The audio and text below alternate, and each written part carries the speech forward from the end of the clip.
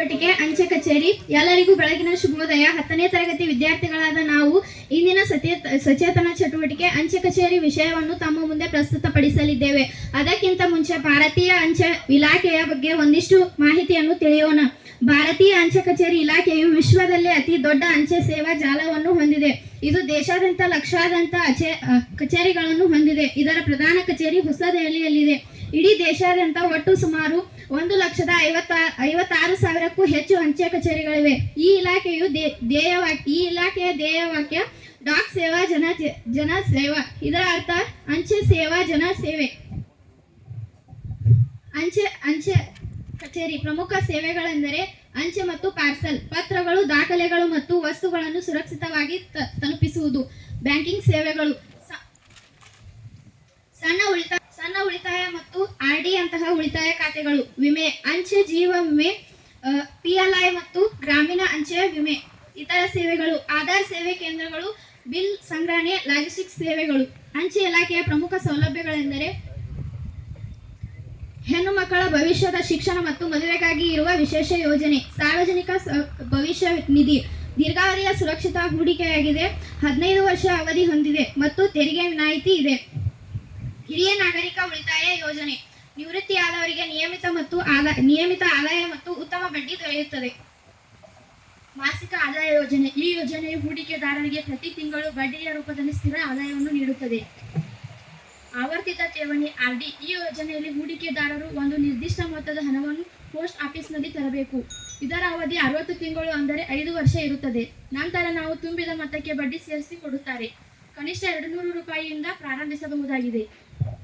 Fixed deposit, ಈ ಯೋಜನೆಯಲ್ಲಿ 1 ವರ್ಷ, 2, 3, 5, 10 ವರ್ಷದ ಅವಧಿಗೆ ಹಣವನ್ನು ಫಿಕ್ಸ್ ಇಡಬಹುದು. ಒಳ್ಳೆಯ ಬಡ್ಡಿ ದರವನ್ನು ನೀಡುತ್ತಾರೆ. ಅಂಚೆ ಸೇವೆಗಳು, ಪತ್ರಗಳು, ಪಾರ್ಸೆಲ್ ಮೂಲಕ ದೇಶ ವಿದೇಶಗಳಿಗೆ ವಸ್ತುಗಳನ್ನು ಕಳುಹಿಸುವ ವ್ಯವಸ್ಥೆ ಇದೆ. ಪಿನ್ ಕೋಡ್ ಬಗ್ಗೆ ಒಂದಿಷ್ಟು ಮಾಹಿತಿ. ಪಿನ್ ಕೋಡ್ ಎಂದರೆ ಪೋಸ್ಟಲ್ ಇಂಡೆಕ್ಸ್ ನಂಬರ್. ಇದು ಭಾರತೀಯ ಅಂಚೆ ಇಲಾಖೆ ಬಳಸುವ 6 ಅಂಕಿಗಳ ಅಂಚೆ ಸೂಚಕವಾಗಿದೆ. ಇದರ ಮೊದಲ ಅಂಕಿ ಪ್ರದೇಶವನ್ನು, 2ನೇ ಅಂಕಿ ಉಪಪ್ರದೇಶವನ್ನು, 3ನೇ ಅಂಕಿ ವಿಂಗಡಣಾ ಜಿಲ್ಲೆಯನ್ನು ಮತ್ತು ಕೊನೆಯ 3 ಅಂಕಿಗಳ ನಿರ್ದಿಷ್ಟ ಅಂಚೆ ಕಚೇರಿಯನ್ನು ಸೂಚಿಸುತ್ತದೆ. ನಗರದ ಪಿನ್ ಕೋಡ್ 587113 ಆಗಿದೆ.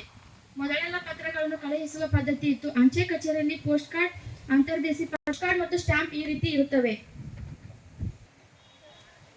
ಸುಕನ್ಯಾ ಕಾರ್ಡ್ ಮತ್ತು RD ಕಾರ್ಡ್ಗಳು ಈ ರೀತಿ ಇರುತ್ತವೆ. ಅಂಚೆ ಪೆಟ್ಟಿಗೆ ಎಂದರೆ ಪತ್ರಗಳನ್ನು ಸಂಗ್ರಹಿಸಲು ಬಳಸುವ ಕೆಂಪು ಬಣ್ಣದ ಪೆಟ್ಟಿಗೆಯಾಗಿದೆ. ಓಪನ್ ಮಾಡ.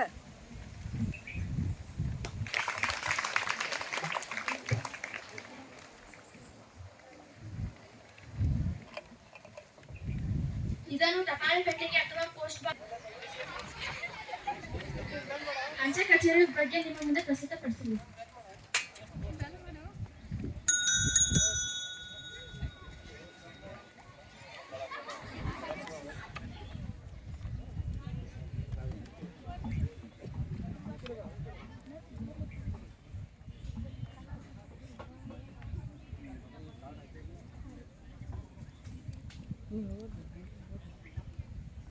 ಜನರು ತಾವು ಬರೆದ ಪತ್ರಗಳನ್ನು ಅಂಚೆ ಪೆಟ್ಟಿಗೆಯಲ್ಲಿ ಹಾಕುತ್ತಾರೆ. ಅಂಚೆ ಇಲಾಖೆಯ ಸಿಬ್ಬಂದಿ ನಿರ್ದಿಷ್ಟ ಸಮಯದಲ್ಲಿ ಬಂದು ಪೆಟ್ಟಿಗೆಯನ್ನು ತೆರೆದು ಪತ್ರಗಳನ್ನು ಸಂಗ್ರಹಿಸಿ ಕೊಂಡೊಯ್ಯುತ್ತಾರೆ.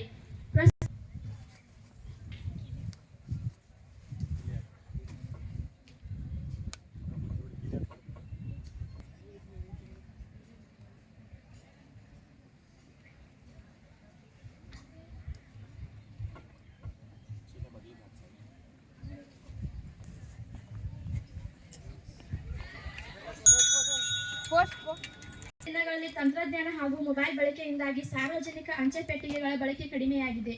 ಒಂದರ್ಥದಲ್ಲಿ ಸಾರ್ವಜನಿಕ ಅಂಚೆ ಪೆಟ್ಟಿಗೆಗಳು ಅನಾಥವಾಗಿ ಬಿದ್ದಿವೆ. ಈಗಿನ ಪೀಳಿಗೆಯ ಮಕ್ಕಳಿಗೆ ಈ ಪೆಟ್ಟಿಗೆಯನ್ನು ಪರಿಚಯಿಸಲೆಂದು ನಮ್ಮ ಶಾಲೆಯ ಚಿತ್ರಕಲಾ ಶಿಕ್ಷಕರಾದ ಶ್ರೀ RG ಕೊಣ್ಣೂರ್ ಸರ್ ಶಿಕ್ಷಕರು ಇದನ್ನು ಶ್ರಮವಹಿಸಿ ಸುಂದರವಾಗಿ ಸಿದ್ಧಪಡಿಸಿದ್ದಾರೆ. ಈ ನಮ್ಮ ಕುತೂಹಲವನ್ನು ಕೆರಳಿಸುವುದು, ಇದನ್ನು ನೋಡುವುದೇ ಒಂದು ಕಣ್ಣಿಗೆ ಹಬ್ಬ. ಈ ಪೆಟ್ಟಿಗೆಯನ್ನು ತಯಾರಿಸಿದ RG ಕೊಣ್ಣೂರ್ ಹೃದಯದ ಧನ್ಯವಾದಗಳು.